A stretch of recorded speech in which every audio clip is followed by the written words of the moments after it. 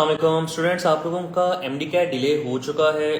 21 days मजीद मिले हैं in totality. इस टाइम पे आपके पास 44 डेज़ हैं इंक्लूडिंग टुडे अपने एमडी कैट को तैयार करने के लिए। तो इन तमाम चीज़ों के ऊपर आज हमने बातचीत करनी है और ख़ास तौर पे इस चीज़ को देखना है कि आप लोगों के क्वेश्चंस हैं, कोई इस तरह की क्यूरीज़ हैं जिनको एड्रेस किया जाए। इस टाइम पे आप लोगों को गाइड किया जाए स्पेसिफिकली इस चीज़ के ऊपर कि किस तरह से आगे तैयार करना है, कैसे इन 21 डेज़ जो एडिशनल में इनको इफेक्टिवली यूज़ करना है। तो इन सब चीज़ों के ऊपर हमारी बातचीत चल रही होगी। तो कोई क्वेश्चंस हैं तो फौरी तौर पर डालना शुरू कर दो। अभी बहुत सारे स्टूडेंट्स ने माशाल्लाह ज्वाइन कर लिया है। वालेकुम अस्सलाम डॉक्टर शाहबान। वालेकुम अस्सलाम स्टूडेंट्स। बिल्कुल ठीक, अल्हम्दुलिल्लाह मैं बिल्कुल ठीक हूँ। और बस इस एक चीज़ के ऊपर यार बात करना बहुत इंपॉर्टेंट है, क्योंकि अक्सर होता ये है कि जब हर साल ही तकरीबन एमडी का डिले होता है, इस बार लकीली इनको कोई जो डेट है और टाइम है वो मिला है फ्रॉम अनदर स्टफ जो नेचुरल कॉज उसकी वजह से मिला है। अदरवाइज़ अक्सर ये होता है हमेशा कि इनके अपने ही पेपर डिले हो रहे होते हैं, अपने ही पेपर जो होते हैं वो ख़राब हो रहे होते हैं, जिस वजह से ये सारी सिचुएशन आ रही होती है।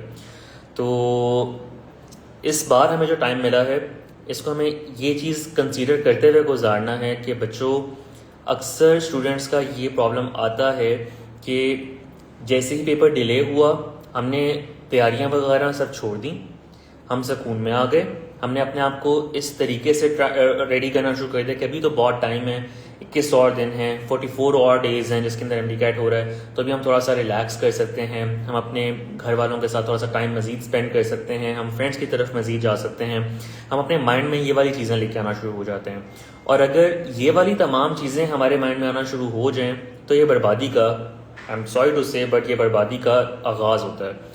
ये वाले बच्चे जो ये चीज़ सोच रहे होते हैं कि हाँ ठीक है अभी बहुत टाइम है, बहुत तरीके से हम लोग अपनी चीज़ों को देख सकते हैं, इन बच्चों का एंड ये हो रहा होता है कि पैनिक सिचुएशन क्रिएट हो रही होती है। जिस वजह से आज मैं आप लोगों के सामने बैठा हूँ कि अभी तक मुझे समझ आ चुका है कि सुबह से जिन बच्चों को मैं पहले मॉक दिया करता था, टीएसपी के थ्रू, डब्ल्यूसीसी के थ्रू मॉक दिए हैं, जो भी सारी चीज़ें जितने भी मॉक्स वगैरह सब दिए हैं, ये वो बच्चे होते थे जो उसी वक्त मॉक सॉल्व करके एनालिसिस वगैरह शेयर कर रहे होते थे। आज बच्चे मुझे कह रहे हैं कि सर हम ना मॉक कल सॉल्व कर लेंगे। बेटा ये कल कभी नहीं आती है, इसलिए एक चीज़ का ख्याल बहुत ज़्यादा रखना है कि आप लोगों का कोई एक मिनट भी ज़ाया नहीं होना चाहिए। इस सारे के सारे टाइम को जो आपको मिला है इसको यूज़ करें सिर्फ एक काम करने के लिए कि आपने अपनी रिवीजन बेहतरीन करनी है, आपने ख्याल से, केयर से अपनी एक एक वीकनेस को ख़त्म करना है और ज़्यादा से ज़्यादा मॉक सॉल्व करके अपने आप को तैयार करना है इस एक चीज़ के लिए कि जिस वक्त आप आपके अपने एग्ज़ाम में जाके बैठो तो आप कॉन्फिडेंट हो उस एग्ज़ाम को खोलते हुए, उस एग्ज़ाम को देखते हुए, और आप आसानी से अपनी जो पेपर है उसको सॉल्व करके 180 आउट ऑफ 180 भी यार पॉसिबल है वो मार्क्स लेके आ सको। बच्चों का इस वक्त मुझे क्वेश्चन एक नज़र आया कि सर हम लोग इस टाइम पे पैनिक से कैसे अपने आप को बचाएं। भाई इस टाइम पर एक बच्चा जो बैठा हुआ है और वो अपनी चीज़ों को तैयार करने की कोशिश कर रहा है, भाई तुम्हें मैं सिर्फ एक चीज़ बताऊंगा, अपने माइंड को ना इस टाइम पे बहुत क्लियर करके सिर्फ एक चीज़ कर लो, एक मॉक सॉल्व करो, ठीक है। वंस आप वो मॉक सॉल्व करते हो उस मॉक के एनालिसिस को ड्रॉ करो अपने सामने, और वो एनालिसिस ये नहीं होना चाहिए कि मेरे 150 हैं तो 30 MCQs ख़राब हो गए तो मुझे 30 MCQs स्पेसिफिकली बैठ कर देख लेने चाहिए, मैं उनको रटा लगा लूँ, उनको याद कर लूँ, उनको क्रैम कर लूँ, उन चैप्टर्स को पढ़ लूँ तो मेरा काम आसान हो जाएगा। उनकी जो प्रोबेबिलिटी है, उनके जो अराउंड आपके चैप्टर्स हैं, उनके जो अराउंड आपके पोर्शंस हैं, पार्ट 1 के, पार्ट 2 के, इनको केयरफुली देख लो और उन वहाँ से अपनी रिवीजन को दोबारा शुरू कर लो। एक ऐसा बच्चा जिसका ये मॉक सॉल्व करने के बाद जो स्कोर्स हैं वो आ रहे हैं, यू सेड लाइक 130 से 150 के दरमियान में स्कोर्स आ रहे हैं, इस बच्चे को हर 3 दिन के अंदर एक मॉक सॉल्व कर लेना चाहिए और उस मॉक के अंदर से जितनी मिस्टेक्स आ रही हैं, जो इश्यूज आ रहे हैं, जो प्रॉब्लम्स आ रही हैं, इन सबको पिक करके अपने जो प्रिपरेशन है, अपनी रिवीजन है, उसकी बेसिस पे चलना चाहिए। अनमैनेज्ड या मिसमैनेज्ड जो रिवीजन है, किसी और के स्केड्यूल्स हैं, किसी और की चीज़ें हैं, इनको पकड़ के भागना इस टाइम पे आप लोगों के लिए काफ़ी ख़तरनाक हो सकता है। इसलिए बी वेरी केयरफुल कि इस तरीके से ज़रा लेकर चलो, तुम्हारी ज़िंदगी काफ़ी आसान हो जाएगी, तुम्हें बहुत अच्छे तरीके से, बहुत आसानी से बहुत सारी चीज़ें जो हैं वो मिलना शुरू हो जाएंगी, नज़र आना शुरू हो जाएंगी, जिसके बाद डेफिनेटली वीकनेसेस का अंदाज़ा होगा और वीकनेसेस को कवर कर पाओगे। तो फर्स्ट ये चीज़ है, जिन बच्चों के नंबर्स इस मॉक को सॉल्व करने के बाद आते हैं लाइक 150 to 160, 160 to 165 के दरमियान में कहीं नंबर्स आते हैं, इन नंबर्स को पिक करके बच्चे आपने कोशिश करनी है कि डेली बेसिस पे एक मॉक सॉल्व करना शुरू कर दो। ये वाला बच्चा जो 160 वाला है वो आराम से कौन से डेली बेसिस पे मॉक कर सकता है। हाफिज़ा साहिबा शायद नाम है बच्चे का, ये कह रहे हैं कि सर हमारा तो अभी रिवीजन कंप्लीट नहीं हुई है। बच्चे रिवीजन कंप्लीट कभी नहीं होगी ज़िंदगी में। आप आखिरी दिन भी बैठे हुए होगे ना, आपको यही चीज़ हो रही होगी कि मेरी रिवीजन अभी कुछ कम है, मैं उस चैप्टर को थोड़ा ज़्यादा पढ़ लेता, मैं उस चैप्टर को थोड़ा अच्छे तरीके से रीड कर लेता तो ज़्यादा बेहतर हो जाता। मेरी रिवीजन जो है वो थोड़ी सी लूज़ हो रही है इस टाइम पे। तो रिवीजन के इस पैनिक मोड को छोड़ दो। आपकी रिवीजन अगर इस तरह से चलोगे ना तो ज़िंदगी में कभी ख़त्म नहीं होगी। पेपर चाहे 2028 में जाकर दे दो, आपको तब भी रिवीजन कंप्लीट होती हुई नहीं दिख रही होगी। इसलिए बी वेरी केयरफुल कि आपने बहुत अच्छे तरीके से अपने इस वक्त पेपर एनालिसिस की बेसिस पर आगे चलना है। ये टाइम पास पेपर सॉल्व करने का होता है। मतलब अगर एक चैप्टर में एग्जांपल लेता हूँ बायोएनर्जेटिक्स की, तो एक बच्चा है जो कह रहा है कि सर मेरी बायोएनर्जेटिक्स की रिवीजन नहीं हुई है, तो उस बच्चे को क्या करना चाहिए? सबसे पहले वो पिक करे बायोएनर्जेटिक्स के सारे पास पेपर सॉल्व करे, तमाम प्रोविंसेस के। नहीं सॉल्व करना चाहिए अगर मैं यूएचएस को सिर्फ यूएचएस को सॉल्व करता हूँ, नहीं। अगर मैं पंजाब का हूँ सिर्फ पंजाब सॉल्व कर, वो सिंध का हूँ सिर्फ सिंध के सॉल्व कर लूँ, नहीं करना चाहिए। पीएमडीसी ने डेटा बैंक बनाना है, आपको इस चीज़ का अंदाज़ा है, नहीं अंदाज़ा बेवकूफ़ी कर रहे हो। चैप्टर पकड़ा है उसको पकड़ के उसके पास पेपर सॉल्व करो। बायोएनर्जेटिक्स की एग्जांपल ले लेते हैं। पास पेपर सॉल्व किए, पास पेपर सॉल्व करने के बाद आपको अगर उस चैप्टर में से फॉर इंस्टेंस 100 MCQs आए हुए हैं इससे पहले पेपर्स के अंदर, जितने पेपर्स गुजरे हैं, आपको पता चल गया अभी मैंने 100 MCQs सॉल्व किया चैप्टर में से, इस चैप्टर के 100 MCQs मुझे इससे सब टॉपिक्स से ख़राब हुए हैं। अब इन सब टॉपिक्स को पकड़ के इनकी बेसिस पे अपनी रिवीजन लेक्चर लेने की ज़रूरत है। उन सब टॉपिक्स से सिर्फ बुक रीडिंग करने की ज़रूरत है। उन सब टॉपिक्स को एक दफ़ा दोबारा से प्रैक्टिस से गुजारने की ज़रूरत है। इन चीज़ों को एनालाइज करो, ठीक है। आप लोग क्या कर रहे हो? एक ही हरकत करते चले जा रहे हो कॉन्टीन्यूसली पकड़ के। मैं उसके लेक्चर देख लूँ, मैं फ़लानी अकेडमी के लेक्चर देख लूँ, मैं उसके लेक्चर देख लूँ, मैं ये चीज़ पकड़ना शुरू कर दूँ, मैं वो चीज़ को उठाना शुरू कर दूँ। ये चीज़ें आपको कभी भी कामयाबी की तरफ नहीं लेकर जाएंगी। पास पेपर्स कंप्लीट करने के बाद आपका फर्स्ट टेस्ट होना चाहिए exam local life question solve करने का। Exam local life question solve करो।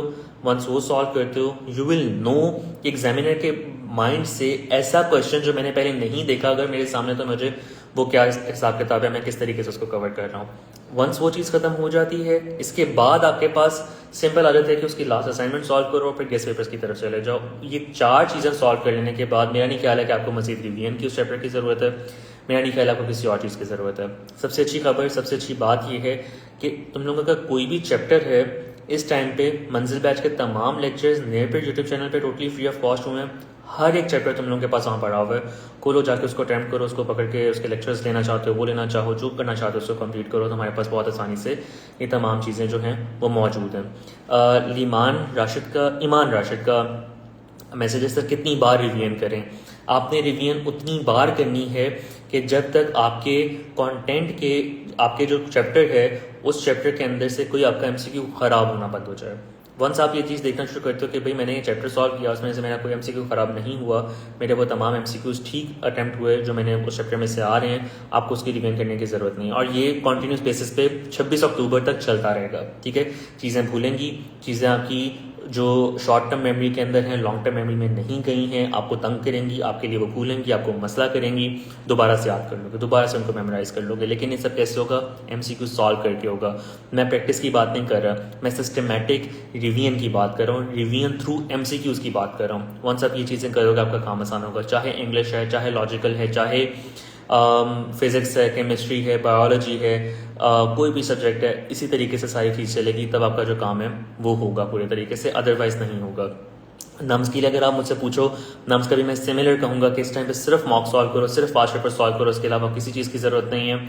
इस वक्त में स्पेसिफिकली जब आपका पेपर 28 को है, आप 12 को बैठे हुए हो, यहाँ से बेटा आगे अगर आप नए चैप्टर्स को, जो चैप्टर नहीं पढ़े हुए, जो चैप्टर फ्लड की वजह से, आपके टीचर की वजह से आपको समझ नहीं आए, व्हाट्सएवर कोई भी चीज़ है जिस वजह से अगर रह चुके हैं, ये अगर चीज़ें आपकी नज़र आ रही हैं, ठीक है, और आप उसको नए चैप्टर को पढ़ने के लिए बैठ रहे हो, तो देयर इज़ अ पॉसिबिलिटी कि आपका पुराना कोई चीज़ जो आपको याद है वो आपके लिए ख़राब होना शुरू हो जाए। इसलिए बी वेरी केयरफुल कि आपने हर गेस भी ये हरकत नहीं करनी कि इस टाइम पे हम लोग बैठ के दोबारा लेक्चर्स देने बैठ जाएँ, जनरलाइज्ड सी चीज़ें करना शुरू कर दें। मैंने अभी तक आपको कोई जनरलाइज्ड चीज़ नहीं बताई है। ठीक है। इस वक्त में लाइबा मेरे सामने बैठी है, मुर्तज़ा बैठा है, इस वक्त में सिद्रा बैठी है, जितने स्टूडेंट्स बैठे हैं हर बच्चे के लिए डिफरेंट एक प्लान होना चाहिए, ठीक है। आखिरी टाइम के अंदर डिफरेंट प्लान्स होते हैं, आखिरी टाइम के अंदर जनरलाइज प्लान्स नहीं होते हैं आखिरी टाइम के अंदर। इसी वजह से मैंने इस टाइम पे कोई बैच लॉन्च नहीं किया हुआ। मैं आपको फाइनल डेज के अंदर कोई बैच की बात नहीं कर रहा हूँ कि इस बैच की तरफ आना शुरू कर दो। आपको सिंपल एक काम करना है कि आपको क्लियरली अपनी जो प्रिपरेशन है, अपनी जो चीज़ें हैं उनको अच्छे तरीके से कवर करना है और अपनी रिवीजन्स को प्रॉपर मैनर के अंदर लेके चलना, तब काम होगा। सादिया फरीहा बोल रही हैं साइकोलॉजिकल टेस्ट। बेटा साइकोलॉजिकल टेस्ट में मैंने एक वीडियो बनाई हुई है और एक प्रैक्टिस पेपर दिया हुआ है। ये दो चीज़ें अगर तुम इस्तेमाल कर लो, टोटली फ्री ऑफ कॉस्ट है, यूट्यूब पे पड़ी हुई हैं। आपको दोबारा साइकोलॉजिकल टेस्ट की कोई ज़रूरत नहीं, किसी चीज़ को तैयार करने की कोई ज़रूरत नहीं, किसी एमसी को सॉल्व करने की। आपको वो बहुत आसानी से समझ आ जाएगी और पिछले साल के स्टूडेंट्स ने वहाँ पे कमेंट्स किए हैं, आपको पता चल जाएगा उस चीज़ का कि वो कितने फ़ायदेमंद है। अगर उसका लिंक नहीं मिला हुआ, आपने सिंपली ये काम करना है, नेबर के व्हाट्सएप चैनल की तरफ चले जाओ। मैं इस वीडियो के बाद, इस सेशन के बाद वहाँ पे शेयर कर देता हूँ, तो इंशाल्लाह वो भी आपके पास आ जाएगा। सिलेबस, आई डोंट नो आप किस सिलेबस की बात कर रहे हो कोसम। अगर आप 2026 के स्टूडेंट्स हो तो बहुत अच्छी बात है, बहुत ज़बरदस्त बात है आप यहाँ पर हो, लेकिन अभी मेरा नहीं ख्याल है कि एमडी का 2025 का ऐसा कोई स्टूडेंट है कि जिसको सिलेबस की ज़रूरत होगी। मारिया सईद, बेटा आपके पास होना चाहिए है तमाम प्रोविंसेस की बुक आपको रीड करनी चाहिए, या फिर आपको जो है वो कंपेंडियम बायोलॉजी का रीड कर लेना चाहिए। कंपेंडियम भी टोटली फ्री ऑफ कॉस्ट है। फिज़िक्स के बारे में ये बताऊँगा कि फ़िज़िक्स के सर के सारे जो सर मंसूर के लेक्चर्स हैं वो नेर पर यूट्यूब चैनल पे पड़े हुए हैं। कंप्लीट सिलेबस हो चुका हुआ है, एक आध कोई लेक्चर सिर्फ पेंडिंग होगा, उसको देख लेगा अगर तुम लोगों की ज़िंदगी वहाँ पे आसान हो जाएगी। मैं यहाँ पे अपने पास चीज़ें कुछ लिख लेता हूँ क्योंकि ये काफ़ी सारी चीज़ें हो रही हैं, तो मैं आपको बाद में स्टोरीज़ के अंदर इनको डाल दूँगा ताकि आप लोगों को ये चीज़ें मिल जाएँ, ठीक है। मुझे अभी स्टूडेंट्स ने डिमांड की है, एक आप लोगों ने मांगा था, यहाँ पे लिख लेते हैं, नम्स का साइकोलॉजिकल टेस्ट, ठीक है। दूसरी बात आप लोगों ने की है लॉजिकल रीजनिंग की। लॉजिकल रीजनिंग की बड़ी मज़े की चीज़ आ रही है तुम लोगों के सामने, डाटा भी है उसमें, सब चीज़ें हैं, वो भी कुछ देर बाद वीडियो पोस्ट करता हूँ तो वो भी हो जाएगा। टीएसपी आप लोगों को ऑलरेडी पता है, नीचे पड़ा हुआ टीएसपी के बारे में भी मैं मज़ीद जो इन्फॉर्मेशन है वो शेयर कर देता हूँ। और बताओ भी और क्या चाहिए। अच्छा हाँ, आप लोगों ने एक मुझसे डिमांड की थी कंपेंडियम की, तो वो भी मैं स्टोरी में डाल दूँगा, ठीक है।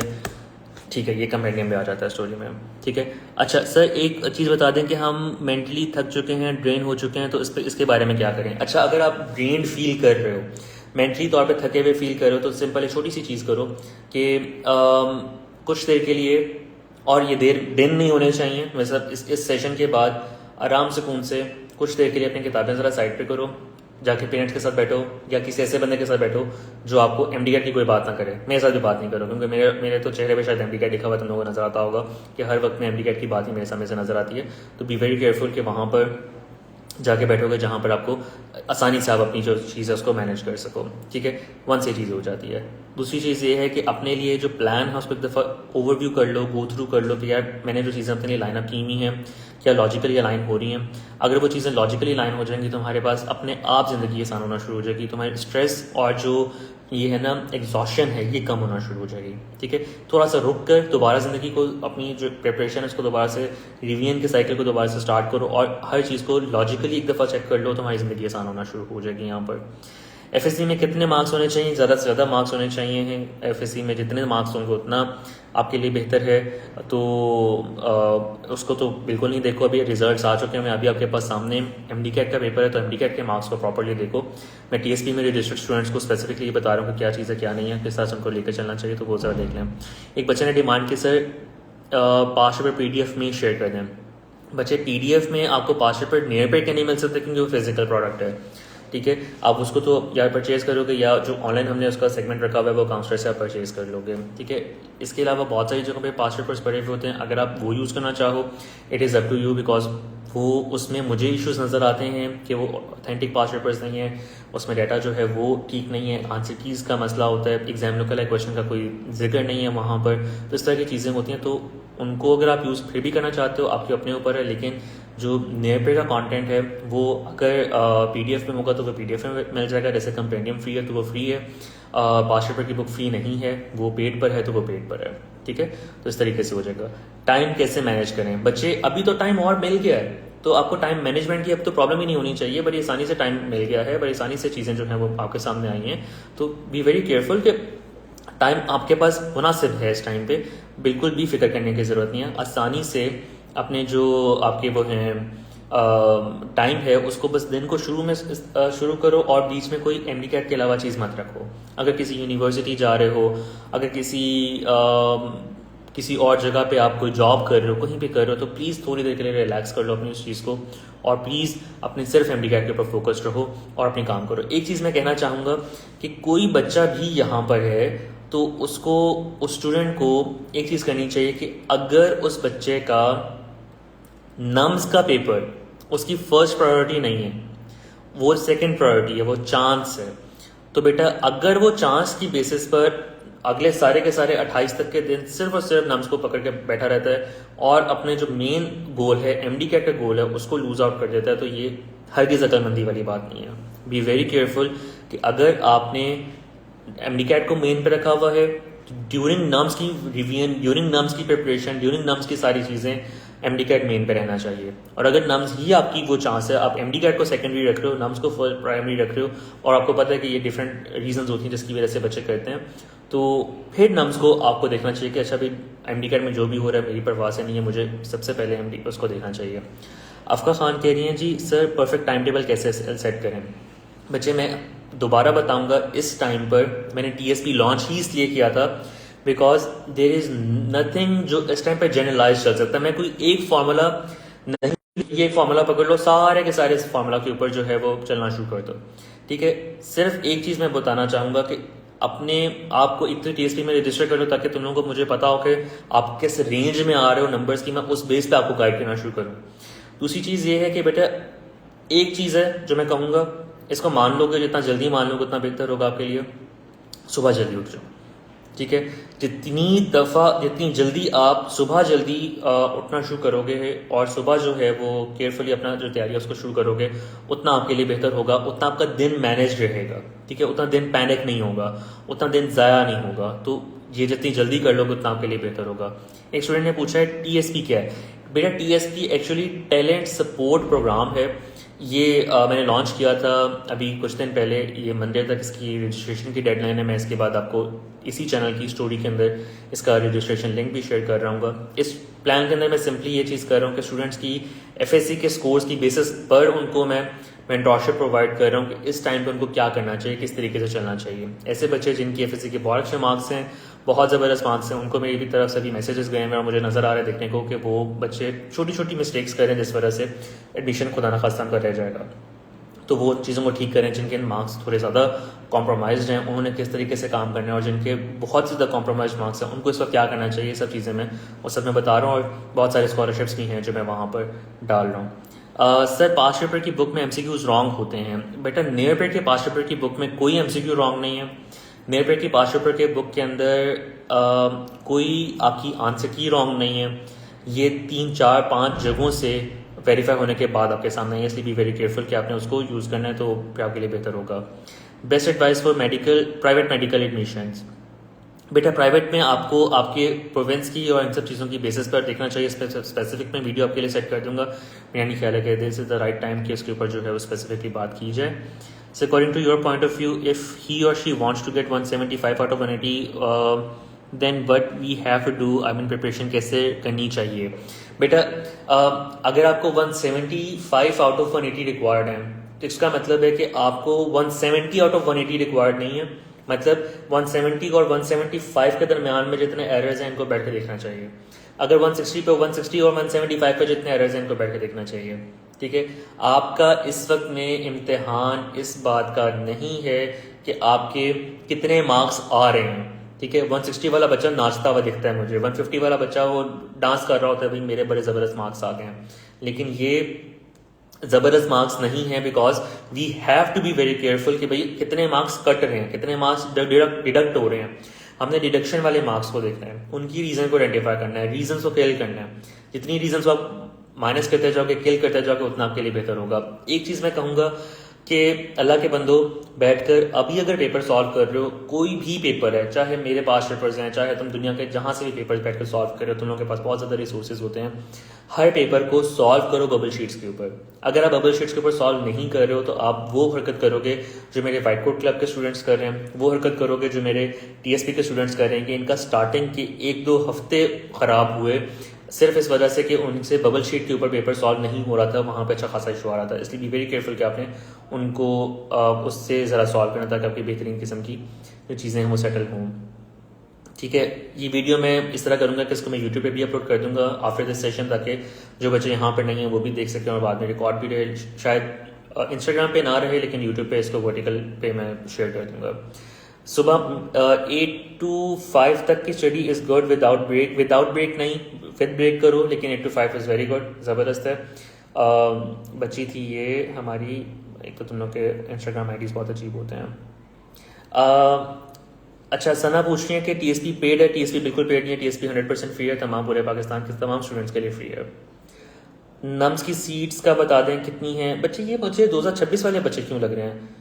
बबल शीट्स कहाँ से मिलेंगी? बबल शीट्स आपको गूगल करोगे आपको बहुत सारी पिक्चर्स मिल जाएंगे। प्रिंट करवाना चाहते हो प्रिंट करवा लो, नेयरप्रिंट की शॉप से लेना चाहते हो नेयरप्रिंट की शॉप से ले लो, दोनों जगह से मिल जाएंगे। नेयरप्रिंट की शॉप से लोगे तो एक फ़ायदा होगा कि आपको जो बाहर प्रिंट आप करवाओगे उससे कम कॉस्ट पड़ेगी। अच्छा sir I do pass paper with ज़बरदस्त, बेटा बहुत अच्छी बात है, ठीक हो गया ठीक हो गया। इंग्लिश की वकैब कैसे करें? इंग्लिश की वकैब भी मैं आपको फ्री ऑफ कॉस्ट प्रोवाइड कर देते हैं। इंग्लिश वकैब कुछ कंटेंट इसका पड़ा हुआ है, मैं आपके लिए वो भी अपलोड करवा देता हूँ, don't worry about it. Revision की बेस्ट स्ट्रेटेजी मैंने अभी बताई है, इस वीडियो को स्टार्ट से देखोगे तो आपको मिल जाएगी। मैं नेक्स्ट 3 मिनट्स के अंदर इंशाल्लाह इसको वाइंड अप करूँगा। आपके कोई क्वेश्चन है तो जल्दी जल्दी बता दो ताकि अभी क्वेश्चन एड्रेस हो जाएं, अदरवाइज सेशन ख़त्म हो जाएगा तो फिर आपके पास क्वेश्चन नहीं आप कर पाओगे। इस्लामाबाद में और रावलपिंडी में कौन से बेस्ट प्राइवेट मेडिकल कॉलेजेस हैं? बहुत सारे हैं, डिफरेंट एंगल पे किया जा सकता है। हाउ टू अवॉइड डिस्ट्रैक्शंस को एकदम से अवॉइड करने की तरफ मत जाओ, डिस्ट्रैक्शन को लिमिट करो, देन वो अवॉइड होंगी। मोबाइल की डिस्ट्रैक्शन है, इंस्टाग्राम की है, कुछ भी है, अपने इस टाइम पर हर मोबाइल के अंदर घटिया से घटिया किस्म का मोबाइल है, उसके अंदर एक चीज़ मौजूद है, आपके पास स्टॉप वॉच होती है, तो स्टॉप वॉच खोलकर स्टॉप वॉच के ऊपर अपनी पढ़ाई के टाइमिंग को लॉक कर लो। ठीक है, आपको खुद ब खुद नजर आना शुरू हो जाएगा कि मैं क्या कर रहा हूँ। और स्टॉप वॉच जब चल रही है, जिस वक्त पढ़ाई का टाइम चल रहा है, उस टाइम पे किसी भी किस्म की कोई भी आपकी वो है स्पेसिफिकली कोई भी इश्यूज हैं, कोई भी किसी किस्म का आपके सामने नजर आ रहा है, कोई नोटिफिकेशन नजर आ रहा है, कोई मैसेज नजर आ रहा है, वो आपको रिस्पॉन्ड करने की जरूरत नहीं है। इवन सो जब स्टॉप वॉच चल रही है तो पेरेंट्स से बात करने की जरूरत नहीं है।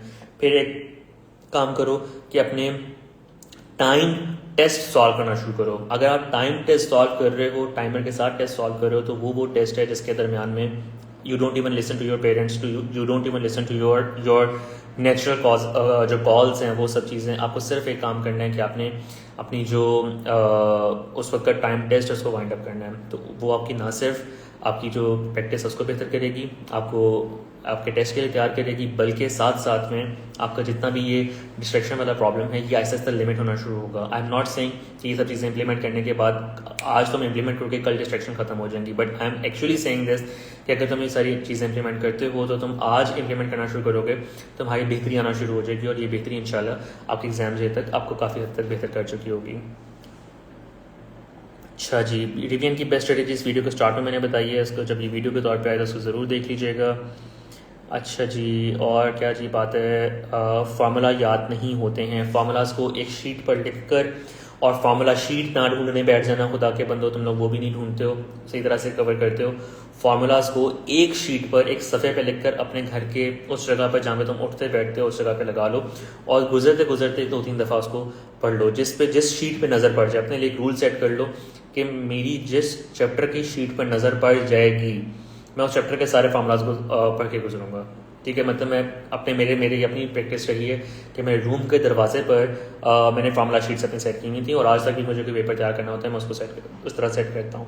तो वहाँ पर अगर वो लगी हुई है शीट, आप गुजर रहे हो, आपके चैप्टर 7 पे नज़र पड़ चुकी है, अब चैप्टर 7 पे नज़र पड़ने का आपका अपने साथ एक रूल है कि मैंने चैप्टर 7 के सारे फार्मूलाज पढ़ने हैं। आप दिन में इतनी दफ़ा रिवीजन करोगे इतनी दफ़ा इस चीज़ को गो थ्रू करोगे कि आपको वो फार्मूला शीट्स वो दिमाग में इस तरह से याद होंगी जिस तरह से आपको अपना नाम याद है, और वो आपके इम्प्लीमेंटेशन में भी रहेंगी। बाकी मॉक सॉल्व करोगे उसमें ऑटोमेटिकली आपकी एक्टिव रिकॉल जब होगी, आपको एकदम से एमसीक्यूज आएंगे, एकदम से चीज़ें समझ आना शुरू होंगी, तो ऑटोमेटिकली आपकी चीज़ें जो हैं वो क्लियर होना शुरू हो जाएंगी।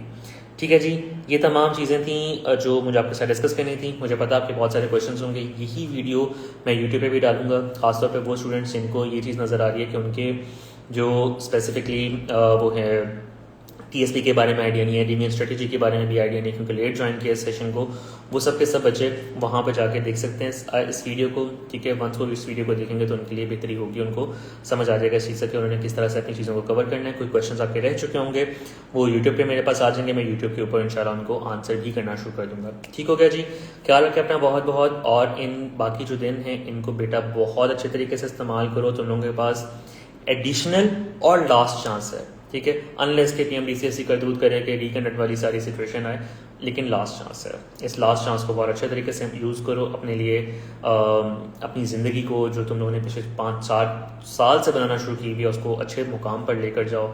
ये रेस्ट का टाइम नहीं है, ये एडिशनल 21 डेज स्ट्रेस का टाइम नहीं है, ये careful implementation of your plan का टाइम है, ताकि आप अपने ड्रीम तक पहुँच सको। ख्याल रखो अपना बहुत बहुत, इंशाल्लाह मुलाकात होगी अगले लाइव सेशन में। अल्लाह हाफिज़।